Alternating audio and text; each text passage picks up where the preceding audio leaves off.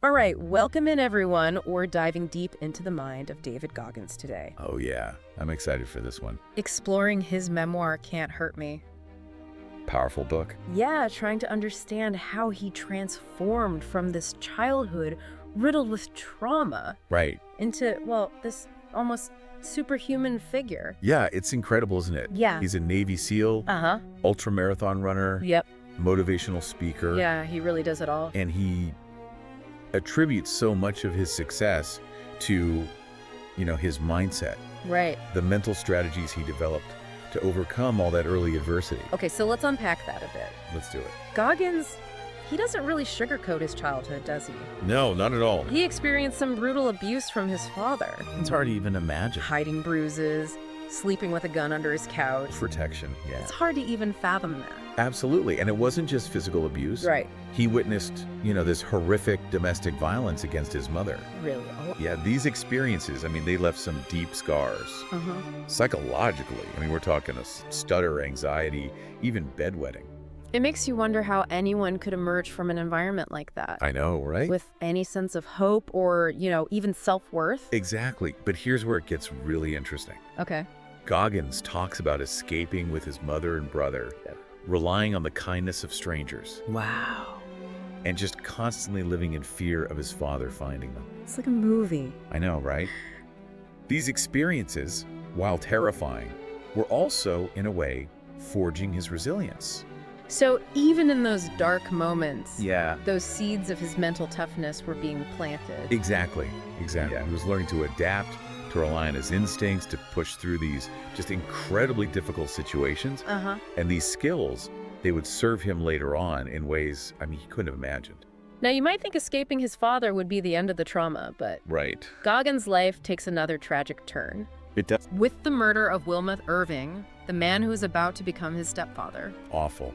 Yeah, It's almost unfathomable the level of trauma he experienced at such a young age. really is. Goggins describes the shock, the disbelief, and that feeling of his world being completely shattered again. Just when you think it can't get any worse, right? Yeah. And it wasn't just the event itself. He describes watching the security footage of the murder Oh. over and over again. Oh, man. Almost like his mind was trying to make sense of the senseless. Yeah. It clearly had a profound impact on him. Heartbreaking to read about, honestly. Yeah. And then on top of all of that, he witnessed another tragedy. Oh, no. This time on a school bus. Really? A young boy was hit by a car. Awful. And Goggins, he goes into graphic detail about what he saw. I can't even imagine. This experience, layered on top of everything else, it really deeply affected him. So by this point, Goggins is carrying just this massive weight of trauma and grief. Yeah. It's no wonder he struggled to fit in. Makes sense, yeah. He talks about grappling with his identity, feeling like an outsider Right. as the only Black student in his school, Right. facing academic There's difficulties. a lot to deal with. He even turned to Black nationalism Really? for a sense of belonging and purpose, Wow. which speaks to how desperately he was searching for something to hold on to. Yeah, absolutely. But here's where Goggins' story takes this really pivotal turn. Okay. He talks about standing in front of a mirror, shaving his head, Wow. and just essentially giving himself this verbal A beatdown. real come to Jesus moment. Yeah, he called it the accountability mirror. I love that. This moment is crucial Okay. because it's where Goggins decides to take this radical responsibility for his life. Wow. He realizes he can't blame his past, Right. his circumstances, Right. or anyone else for Yeah. where he is. Yeah. He has the power to change. So powerful. So instead of being defined by his trauma, he chooses to use it as fuel. He flips the script. Yeah. It's an incredibly powerful shift in mindset. Absolutely. And this newfound determination, Yeah. it becomes the foundation for everything he accomplishes later on. Yeah. It's like the bedrock of his mental toughness. Wow. You But even with this new sense of purpose, Goggins' path wasn't easy. Right. He initially struggled, gained weight, worked as a pest exterminator. Wow, really? He even failed the ASVAB, the military entrance exam, Oh, wow. which is a major blow to his aspirations. Yeah, it's almost like a classic hero's journey, isn't it? Uh-huh. You have that spark of hope, Right. this desire for a better life, Yeah. and then, reality sets in. Yeah. He's forced to confront his limitations, his weaknesses. But Goggins, being Goggins, he doesn't stay down for long. He doesn't. He finds inspiration in the film Rocky Of course he does.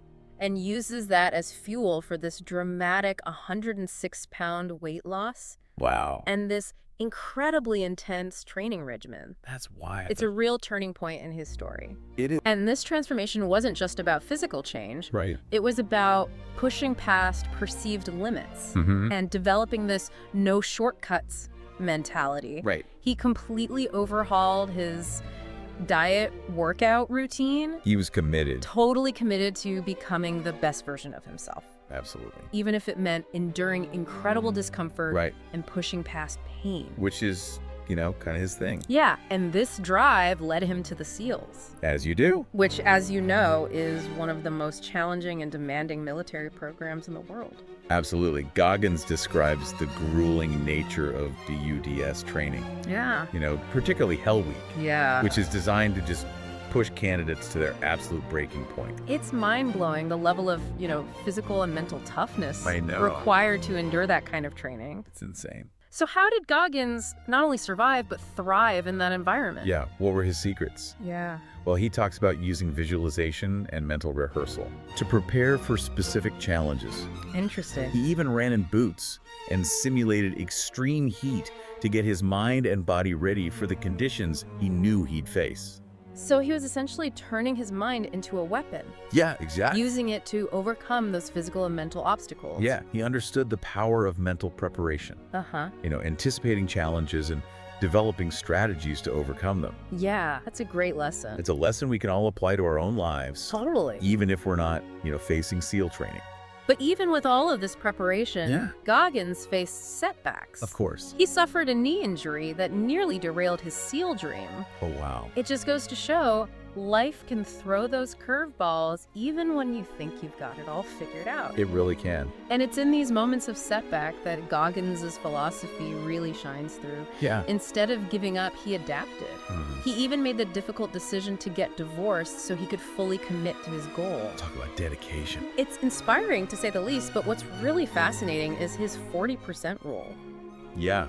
Tell me about that. He believes that most people quit at 40% Right. of their potential Really. because of this governor in Yeah. our minds. Mhm. That tells us to stop when things get tough. So we're all capable of so much more. That's what he says, yeah. Interesting. And this raises a crucial question. Okay. What are we truly capable of Yeah. if we learn to override that governor? Right. Goggins argues that we have 60% more to give, Wow. even when we think we've reached our limit. That's powerful. And he proves it time and time again He does. by pushing himself to these incredible extremes. Yeah. He's famous for it. He talks about running the San Diego one day, a 100-mile race, Oh, wow. enduring excruciating pain and using mental strategies to overcome his body's protests. I mean, how do you even begin to train your mind to withstand that? It's incredible. It really is. Well, Goggins' approach is about understanding that pain is a signal, but it's not always an accurate one. Interesting. He teaches us to question our assumptions about what we can handle Yeah. and to recognize that our minds often give up long before our bodies do. It's so true. He paints this vivid picture of that race. Does he? Bloody socks. Oh. A rather unfortunate bathroom incident, Oh, no. but also this incredible moment of realization Yeah. that he could push further than he ever thought possible. Like watching someone break through a wall in real time. Absolutely, and this breakthrough wasn't just limited to, physical endurance. Right. Goggins took this mindset and applied it to every area of his life, I bet. leading him to the world of ultramarathons, Of course. including the infamous Badwater 135, considered one of the toughest foot races on the planet. 135 miles through Death Valley. Yeah. Middle of summer. It's almost unbelievable. It's crazy. But Goggins, as we know, doesn't just think about these things, he does them. And this is where his meticulous preparation and mental strategies really come into play. Yeah, he's so methodical. So we're starting to see the bigger picture here, right? I think so. Goggins isn't just some, crazy guy who enjoys pain. Yeah, there's a method to the madness. He's using these extreme challenges to prove a point, Right. to demonstrate the power of the human mind. Absolutely. And his journey through these ultra marathons, like the Badwater 135, Yeah. it's just the beginning. Wow, can't wait to hear more. There's so much more to uncover about his approach to overcoming adversity and pushing his limits. Well, let's take a quick break and then we'll dive right back into it. Sounds good. Goggins, though, he isn't just about pushing his own limits. Right. He actually uses his experiences to inspire others, particularly when it comes to recruiting people of color for the SEALs. That's right. He saw this lack of representation and decided to do something about it, Yeah. using his own story to connect with potential recruits and show them what's possible. It's really powerful. You know, he's not just talking about, breaking physical records. He's talking about breaking down barriers Yeah. and creating opportunities for others. It's a side of Goggins that we don't always hear about, Right. but it really speaks volumes about his character Yeah. and his commitment to service. Absolutely. But as you might expect, Goggins' journey wasn't without its setbacks. Right. He was diagnosed with a serious heart condition. Yeah, an atrial septal defect. It turns out he was born with a hole in his heart, I know. Wild. which is incredible when you think about all he accomplished before the diagnosis. It's unbelievable. It explains a lot of the fatigue and shortness of breath he experienced throughout his life. It's mind-boggling. I know, right? To achieve what he did with that condition. That's crazy. But, as you can imagine, the diagnosis itself wasn't even the biggest hurdle. Right. He had to undergo 2 heart surgeries and faced pressure from the Navy to retire. I bet. But Goggins, being Goggins, wasn't ready to throw in the towel. No. He refused to accept a new normal of limitations. He wanted to keep pushing, to keep striving. Yeah, it's that relentless spirit, All right. that unwillingness to give up that really defines him. And it's during this period of forced rest that Goggins has this realization about his training methods. Interesting. Remember how he was all about strength and power, believing that flexibility was the enemy of speed and force? Yeah, like that old school mentality. Well, this is where he starts to question those assumptions. Really? Oh, And it's not easy for him. I bet. He talks about his initial resistance to stretching, how stubborn he was. He's stubborn. Oh yeah, so set in his ways. It's a good reminder Yeah, that even someone as mentally tough as Goggins can have blind spots. absolutely. And what's so important here is that he was willing to try something new, Yeah. something that he had always dismissed, because he was desperate to get back to doing what he loved. That openness to change, that willingness to challenge his own beliefs is really what sets him apart. I agree. And guess what? It paid off. It did. Big time. Goggins talks about the incredible impact stretching had on his recovery and performance. That's great. The pain lessened, his flexibility increased, Wow. and he eventually returned to ultra running, even surpassing his previous levels of fitness. It's a testament to the power of adaptability. It's amazing, isn't it, how something as simple as stretching could have such a profound impact. Totally. But it goes deeper than that. Yeah. It highlights this interconnectedness between physical and mental health. Right. By addressing his physical limitations, Goggins actually unlocked these new levels of mental toughness Yeah. and resilience. It's like this domino effect, one positive change leading to another. Yeah, I like that. But even with a renewed body, Goggins still had that drive, that need to push himself further. Of course. He wanted to be uncommon amongst uncommon, as he puts it. Classic Goggins. And that's where his attempt to break the world pull-up record comes in. Oh, wow. It's another example of Goggins setting this seemingly impossible goal. And then meticulously planning and preparing to achieve it. So methodical. And here's the thing. His first attempt was a failure. Oh, really? He didn't break the record. Wow. But instead of getting discouraged, he used that experience to learn to refine his approach. Right. And to come back even stronger. It's such a valuable lesson, isn't it? Yeah. Failure is not the end. It's not. It's an opportunity to learn, to grow, and to improve. Right. And Goggins embodies this philosophy perfectly. He analyzed what went wrong, studied his competitor, and even used visualization techniques to prepare mentally. Interesting. He talks about visualizing the bar, pushing through extreme pain and fatigue, Right. and even drawing on memories of his childhood abuse to fuel his determination. Wow, that's intense. It sounds crazy, but it worked. It is. And on his second attempt, he shattered the record, No way. completing 4,030 pull-ups in 17 hours. That's insane. It's just mind-blowing. I can't even imagine. But what's even more remarkable is how he talks about success. Okay, how so? He doesn't dwell on it. He doesn't let it inflate his ego. Right. For Goggins, it's always about the next challenge, the next opportunity to push himself further. Which leads him to attempt Delta Force selection. Exactly. Wow. This is a whole other level of intent, even compared to SEAL training. Oh, yeah. We're talking about the best of the best, the elite of the elite. And for the first time, we see Goggins facing the reality that he might not be able to conquer every challenge he sets for himself. It's a humbling experience for him. It is. He talks about the setbacks he faced, the mistakes he made, and the realization that he wasn't invincible. It's almost like a necessary lesson in humility, right? It is. Even someone as accomplished as Goggins can't win every battle. It's true. But it's how he responds to these setbacks that truly matters. Absolutely. He doesn't let them break him.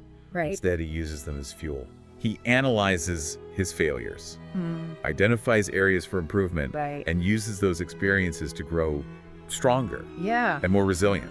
It's a reminder that failure is not the opposite of success. It's part of the process. Totally. And Goggins demonstrates this beautifully. Yeah, his experiences in Delta Force selection actually led him to reflect on his leadership style. Oh, interesting. That's right. He realized that his intense, no-holds-barred approach wasn't always effective. Yeah. Especially when it came to leading others. Makes sense. He understood that leadership requires empathy, understanding, and the ability to meet people where they are. Yeah, absolutely. And this shift in perspective led him to excel in Army Ranger School. Wow, it just keeps going. He talks about enduring extreme conditions, learning valuable lessons about leadership and teamwork, and further developing his mental toughness. It's so fascinating. It is. About Goggins' story is that it's not this straight line to success. There are peaks and valleys, moments of triumph and moments of defeat.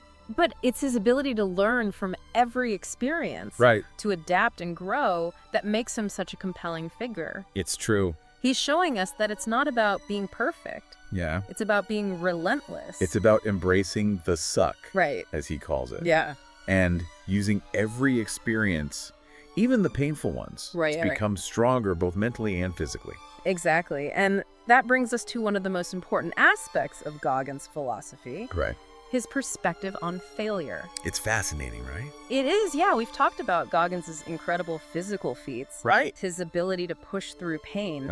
But what really sets him apart is his relationship with failure. Most people, I mean, we see failure as something to be avoided at all costs, but Goggins, he actually embraces it. Yeah, he sees it as this necessary part of growth. A chance to, learn and improve. It's like that saying, what doesn't kill you makes you stronger. Totally. Goggins takes that to heart. He talks about this idea of earning your entitlement, of proving to yourself that you can handle anything life throws at you. That's a good one. And he does that by constantly putting himself in situations where he's likely to struggle, to fail even. He's always testing his limits.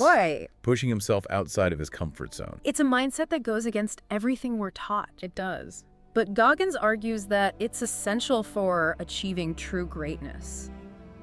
I mean, he's got a point. And he doesn't just talk the talk, he walks the walk. He does. He talks about his experience with Delta Force selection, which was one of his, toughest challenges. Brutal. He didn't make the cut. Oh, wow. Which was, a blow to his ego. It had to be. But instead of letting it defeat him, he used it as a learning experience. That's great. He took the time to analyze what went wrong, to identify his weaknesses, and come up with a plan to improve. It's a perfect example of his callousing the mind philosophy. Yeah, he believes that by repeatedly exposing ourselves to discomfort, to failure, to those moments where we want to give up, we actually build mental toughness. Like building up a tolerance for pain, for those negative voices in our heads that tell us we're not good enough. The more we expose ourselves to those challenges, the less power they have over us. We become more resilient. More capable of bouncing back from setbacks. Goggins' story is full of examples of this. It is. He falls down, he gets back up, and each time he comes back stronger. His experiences in Army Ranger School. Another great example. He talks about the extreme conditions, the leadership lessons, the importance of teamwork, all while pushing himself to his physical and mental limits. It's amazing to see how he takes these incredibly difficult experiences and uses them to fuel his growth. It's all about perspective, isn't it? Instead of viewing obstacles as roadblocks, Goggins, he sees them as opportunities. Opportunities to learn, to get stronger, to become a better version of himself. And that's what's so inspiring about his story. It is. It's not about being perfect. No. It's about embracing the process. The good, the bad, the ugly. It's about realizing that we all have the potential for greatness. But we have to be willing to put in the work, to face our fears, and to never give up on ourselves. Goggins shows us that the human mind is capable of incredible things if we're willing to tap into its power. So true. So as we wrap up this deep dive, okay, I want to leave you with this. All right. What's one thing you can do today to push yourself outside of your comfort zone? What's one small step you can take to start callousing your mind and building that mental resilience that Goggins talks about? Remember, it's not about making massive leaps overnight. It's about those small, consistent efforts that over time can lead to incredible transformations. Goggins' story is a powerful reminder It is. that we're all capable of so much more than we think. So go out there, embrace the suck, and become the best version of yourself. Thanks for joining us on this deep dive into the extraordinary mind of David Goggins. We hope you found it inspiring and empowering. Until next time, keep pushing those limits. And remember, you are capable of anything you set your mind to.